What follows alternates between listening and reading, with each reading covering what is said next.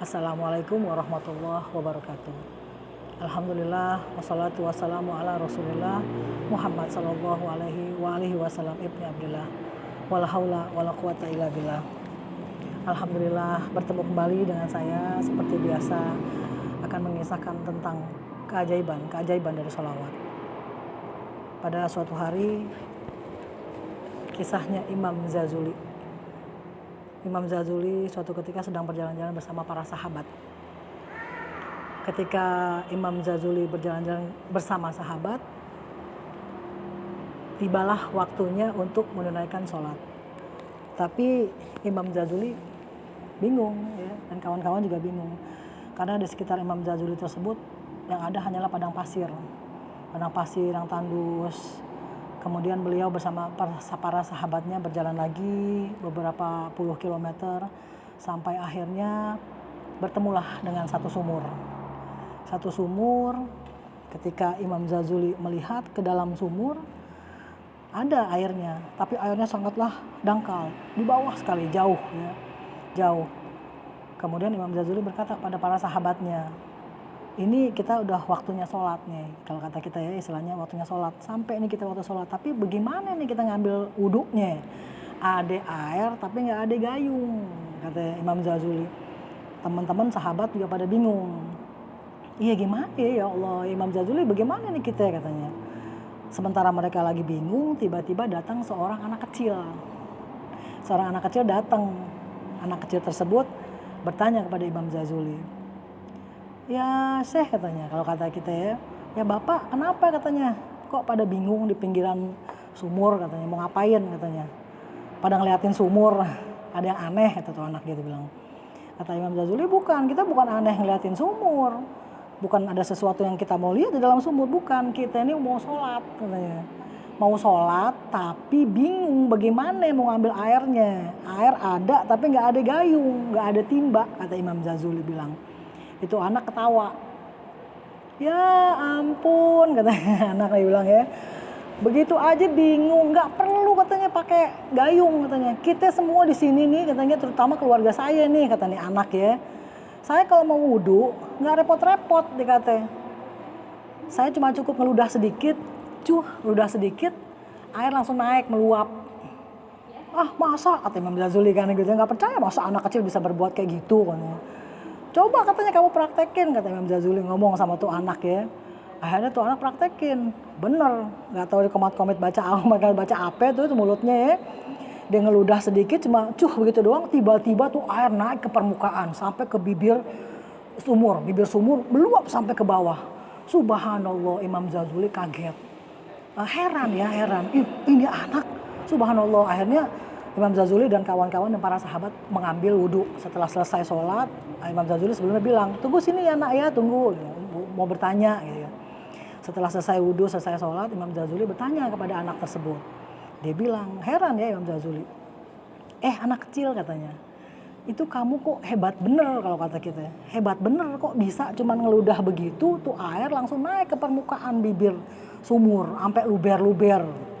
Tuh anak ketawa, dia bilang, enggak kok, katanya, saya nggak ngapa-ngapain. Kamu punya amalan apa, kata Imam Ghazali? Enggak ada, katanya, saya nggak punya amalan apa-apa, katanya, cuman dari kecil, katanya, dari saya kecil nih, katanya, ya mungkin pada saat itu umurnya sekitar 9 tahunan lah gitu ya. Dia bilang, saya dari kecil sejak saya bisa ngomong, umi abak saya nih, katanya, ajarin saya amalan cuman baca sholawat doang, Oh sholawat doang, kata Imam Ghazali. Iya sholawat doang, katanya. Berapa kali sehari, kata Imam Ghazali. Dia bilang sebetulnya sih kita nggak hitung, tapi pernah suatu ketika kita hitung kurang lebih sekitar 15.000 sampai 20.000. Allahu Akbar, Imam Ghazali dan para sahabat kaget.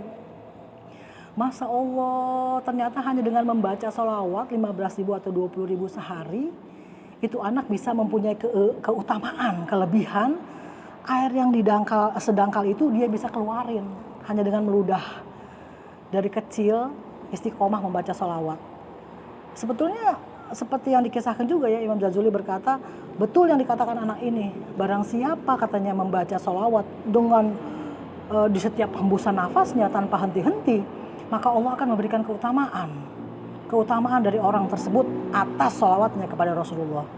Nah Rasulullah SAW juga begitu dulu katanya menurut kisahnya ya, menurut kisah para sahabat, bahwa kalau Rasulullah SAW jalan di padang pasir, Rasulullah lihat ada sumur yang dangkal, Rasulullah meludah sedikit maka air langsung naik ke permukaan, ke bibir laut, ke bibir sumur.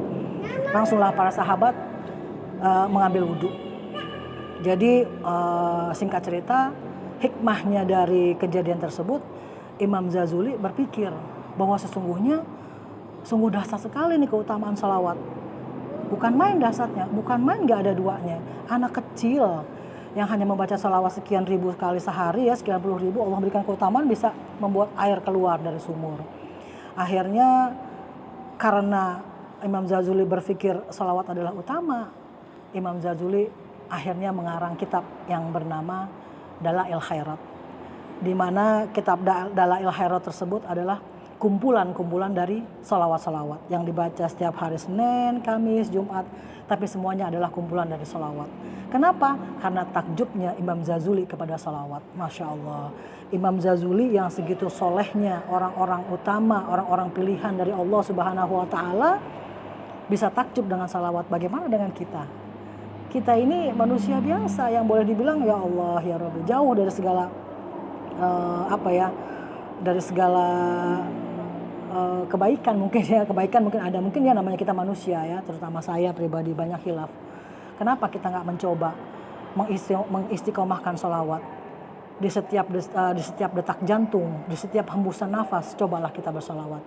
Karena sesungguhnya Rasulullah SAW berkata bahwa barang siapa yang amalannya adalah sholawat setiap harinya, di setiap hembusan nafasnya, maka Allah akan memenuhi hajatnya. Memenuhi hajatnya 30 untuk hajat dunia, 70 untuk hajat akhiratnya. Allahu Akbar.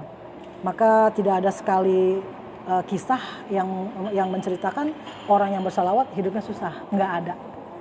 Maka cobalah kita bersalawat kalau kita mau hidupnya tenang, hidup selalu dicukupi sama Allah. Ya Rasulullah kan berkata demikian, barang siapa yang bersalawat sepanjang hari, setiap detak jantungnya dan setiap hembusan nafasnya, Allah cukupi kebutuhan dunianya 30 hajat, Allah cukupi kebutuhan akhirat 70 hajat, dan dijauhkan dari rasa duka dan rasa stres kalau zaman sekarang ya. Mudah-mudahan kita bisa istiqomah mengerjakan sholawat, mendawamkan sholawat supaya kita menjadi orang yang bahagia dunia wal akhirat. Itu saja. Assalamualaikum warahmatullahi wabarakatuh. Allah.